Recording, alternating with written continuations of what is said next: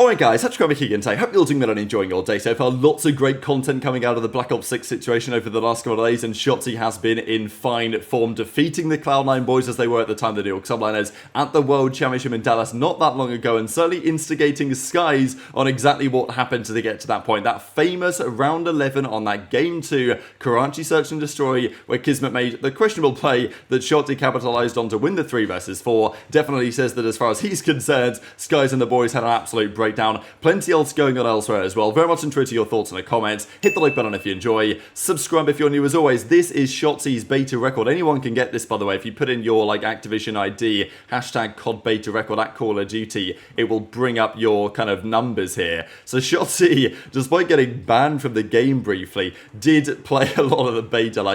Over a day played of the beta, 1 day, 3 hours, 189 games played, 8,400 eliminations, 2.4 elim to death ratio, win-loss, highest streak accuracy, etc, etc. You know how it is. These were Beans' numbers out of interest as well. I think, yeah, this was Beans' one. So, not too dissimilar. These are some of the stuff you'd expect from pros on this level, of course. But even then, watching aBeZy, I'm watching these guys play, I'm still seeing them get the skill-based matchmaker blender. They are playing some solid players, but of course, they are still many cuts above, I guess you could say. Just quickly on what they're planning to change for next weekend of the beta. The open beta's ended, but it's obviously not over yet. Next weekend, the first beta is ended, and then it's coming soon, basically. Second weekend is coming soon. And these are the changes: upping the level cap, changing the spawns, which of course is a pretty key important one, audio improvements. The weapon balancing is quite a big one, right? Often for the second weekend of the beta, they will address the weapon that tends to be the most powerful. That has been the Jackal so far.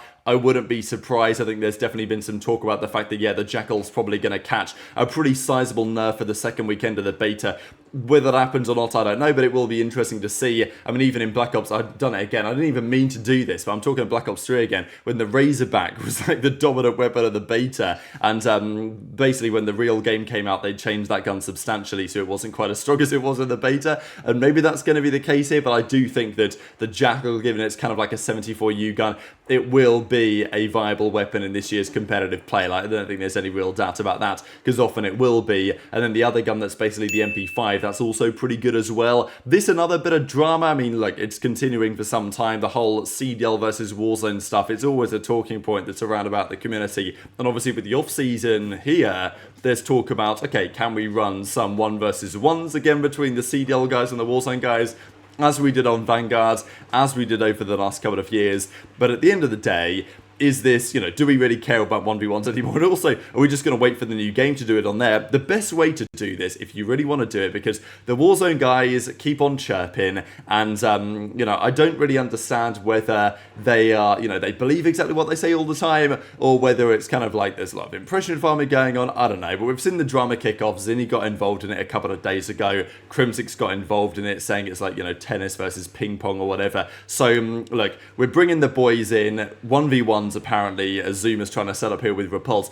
It's fun to watch, but we've seen it before. What I would really like to see is more 4 versus 4 action, right? The best way to do this, if you want to kind of settle the debate or whatever on whether Warzone guys can compete with the CDL pros, you've got to run at least 2v2s, but ideally 3s or 4v4s or whatever, on hopefully the new game. The best way to do it would be the game drops, nobody knows the game, nobody knows the spawns, nobody even knows the rotation, and then just immediately drop straight in there and have 4 Warzone guys against 4 CDL pros or whatever, and play a lobby of 8 and just see what happens, because that's the most even playing field you're ever going to get. You take the CDL pros over to Warzone, they're running against guys with, hundreds of hours of experience, thousands of hours playing that game, and it's the same for the Warzone guys coming to play the CDL stuff if they've played Invasion Hardpoint all year, which thankfully they didn't because they got removed from the map set, but you guys know what I mean. Even Benjay had a rather interesting take and said that what you got to do is get them on COD Mobile, got to get them on an actual neutral ground. On some level maybe he's not wrong, you've got to have some degree of neutrality here if you want to have a fair discussion, but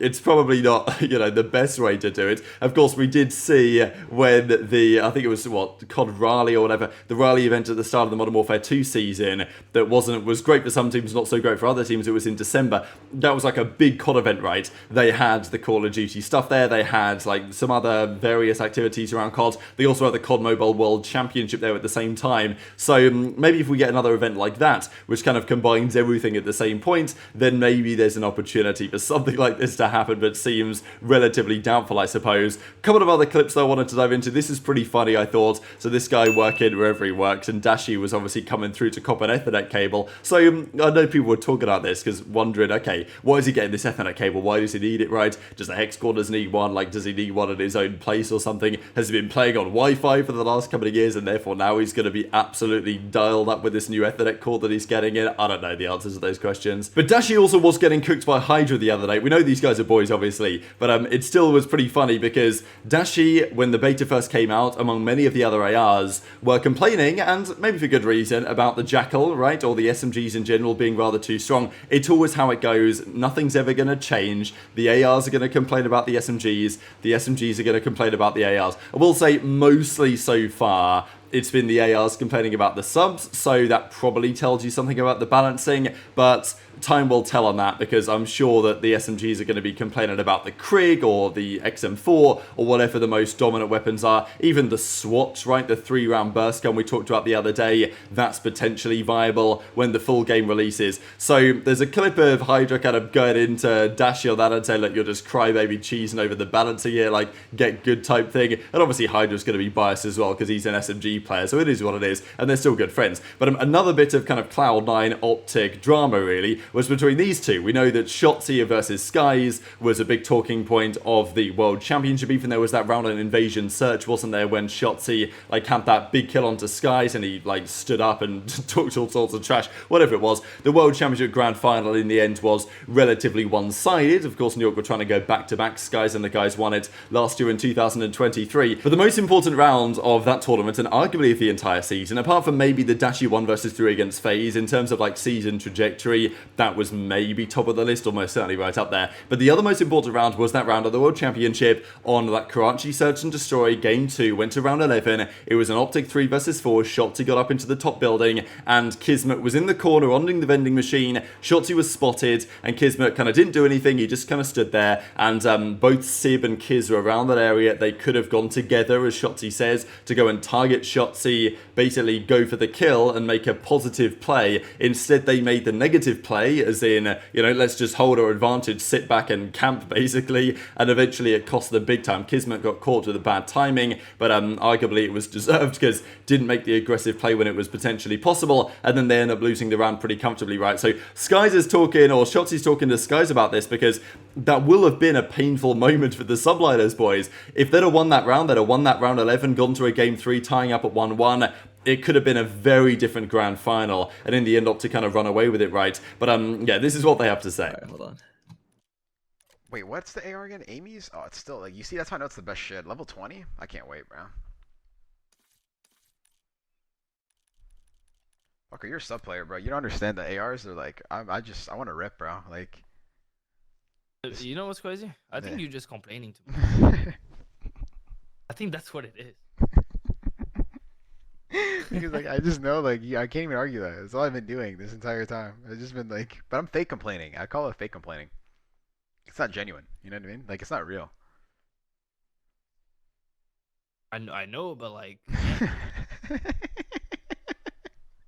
Okay, we're good. We're good. Wait, we should play with sprint assist next year, by the way. That this like auto attack shit is kind of fire. This like. Oh fuck, my dead zones, I forgot. Wait, hold on. Let's go with the New York Subliners opening. So what's happening, bro? What? On the round level? Oh, what was happening? Oh, Bro, I'm genuinely curious. I have to hear it. We're supposed to hold G2 so we can get info on the top green, but then we gave up G2 and then you were top green. No. I'm saying when you know, y'all knew out for a fact I was in church or whatever. Yeah. But what were y'all saying? I don't even know, bro. We just said, no, somebody can be top. He can be top. That's all we knew, because we gave up the cross to top green. But not. Kids saw me though, dude. Really? Because he was on the fridge looking at the door. Someone saw me. It was the guy top satellite. Who was top satellite? Top zone. You were, right? I mean, I was satellite. I never saw you. Or, oh yeah, you did. I did, because you were trying to crawl across, you little rat. Yeah, yeah. I mean, I just said that you're in there. I don't know. I actually don't remember what the fuck happened that round. Oh my god, so it was just a breakdown. No, I just remember we were tweaking because. He's like, it's just a breakdown. Okay. No, we gave across the top, so I had to fucking tweak and then shoulder to make sure you weren't pushing.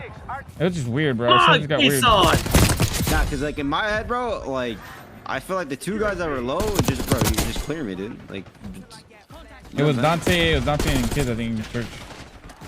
At least that's what I would have done. I would have been like, yo, this kid is good. Bro, it's just a door, No, yeah, but like if we had the D2 cross before you went to Chop Church where you could have killed Kids, or like if we would have had the cross, like Kids would have played for you at least and ironed you on top. So what do you guys think the meta is actually going to be for the upcoming game? As we always say, in an ideal world, we're going to have a 3-gun meta. Ideally, you have like a 5-gun meta where you have like a pistol that's viable, even though not too viable, right? I don't want the pistols to be too strong, but the pistols are always strong, certainly in track games. That tends to be true. I want a sniper that's actually viable as well. Beans mentions that in a second. And then arguably, you know, like 3 or 4 other weapons that can be used. An SMG, some sort of either flex gun. I mean, we saw Dashy talk about the Maddox the other day with one of the developers. Now, if it comes back, it's not going to be called the Maddox, but a gun kind of like the Maddox in Black Ops 4, that could be interesting. And then like an actual main AR. I haven't really liked this era over the last couple of years of having just like a do-it-all main AR. I think it does stem from Gunsmith to some degree. I've always thought this, that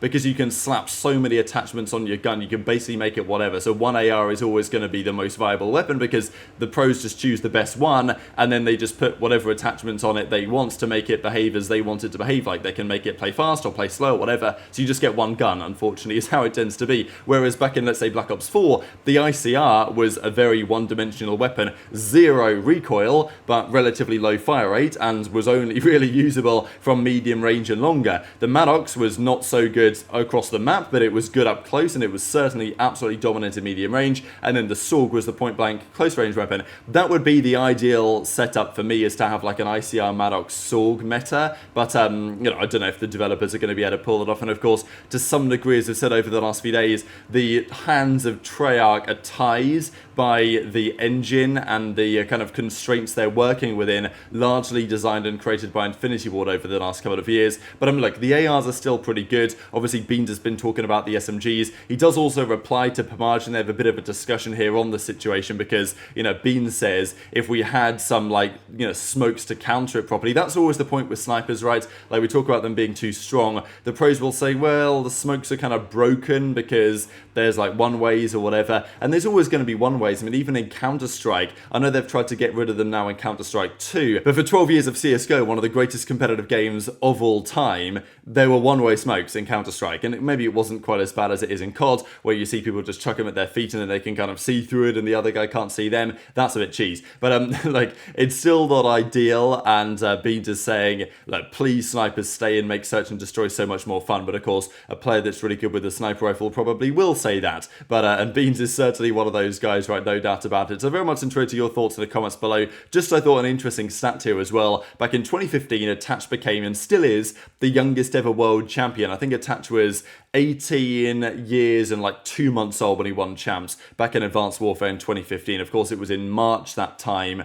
rather than later in the season. So that's also a point as to why it's incredibly unlikely for this to actually be broken, Attach's record, just quickly. Because champs back then was in the middle of the season, March, April time. So it was possible for someone to also be 17 and play the season, and then it was only the World Championship that you had to be 18 for. So someone could be 16, 17, whatever, play Advanced Warfare. For champs, though, you had to be 18. That was the rule. Any other event, it didn't really matter. Nowadays, however, championship is at the end of the year, right? So, and you've got to be 18 to play the whole season. So theoretically, if you're 18 when the season starts, you can play the season, sure, but by the time you get to champs, you're going to be 18 years, like 7 months old or whatever. So there's no way that you're going to be able to break Attach's records unless you are just turned 18, you get subbed into a team mid-season, and then, you know, maybe just for champs, and then go on to win the entire thing. So it's going to take like an absolute prodigy and like a Simp v2 situation really for this to actually get broken.